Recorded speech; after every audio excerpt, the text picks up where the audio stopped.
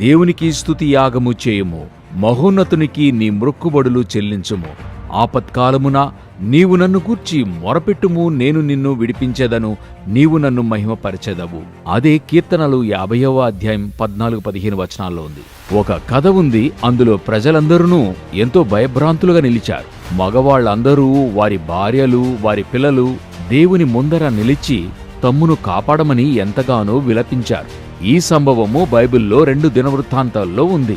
ఒక గొప్ప సైన్యము వారిని ఎదుర్కొనడానికి వచ్చింది. జయించే ఆస్కారము ఏమాత్రము వారికి లేదు. వారి నడిపింపుకై దేవుని ప్రాధేయపడ్డారు. మేము శక్తిహీనులముగా ఉన్నాం, ఇంత గొప్ప సైన్యము మా మీద దాడికి వస్తుంది, మాకేం చేయాలో తెలియడం లేదు, మా కన్నులు నీవైపే ఉన్నాయని వారు దేవుణ్ణి ప్రార్థించారు. ఇప్పుడు ప్రశ్న ఇదే, మీరు సమస్యలో ఉన్నప్పుడు ఏం చేయగలము అనేది తెలియనప్పుడు మీరు ఏం చేస్తారు?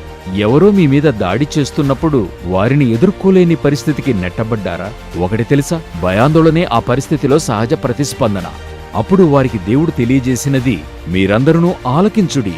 యెహోవా సెలవిచ్చునదేమనగా, ఈ గొప్ప సైన్యమునకు మీరు భయపడకుడి, జడియకుడి. ఈ యుద్ధము మీరు కాదు, దేవుడే జరిగించును. ఆ ప్రజలు దేవుణ్ణి ఆరాధించారు.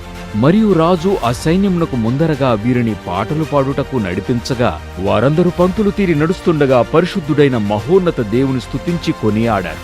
వారలా పాడుతూ స్తుతిస్తూ ముందుకు వెళుతున్న వేళలో దేవుడు వారిపై దాడి చేయడానికి వచ్చిన శత్రువులను ఓడిపోజేశాను.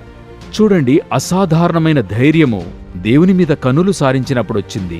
అలాగే అపారమైన ఆ ప్రేమను నోటి ద్వారా స్తుతించడం వల్ల వచ్చింది. మీరు నేను ఇదే సమస్యను అనుభవించగలము. మీ కన్నులు ఆయన వైపు సారించుటకు, ఆయన స్తుతించడానికి ఈరోజు ఎంపిక చేయండి. ఎందుకంటే ప్రార్థనలో ఆయనను ఆరాధిస్తున్నప్పుడు మీ కన్నులు ఆయన వైపు సారించినప్పుడు ఆయన మీకు విడుదలనిస్తాడు. అదే మీ సమస్యల కాలములు మీకు అవసరమైంది. May God bless you.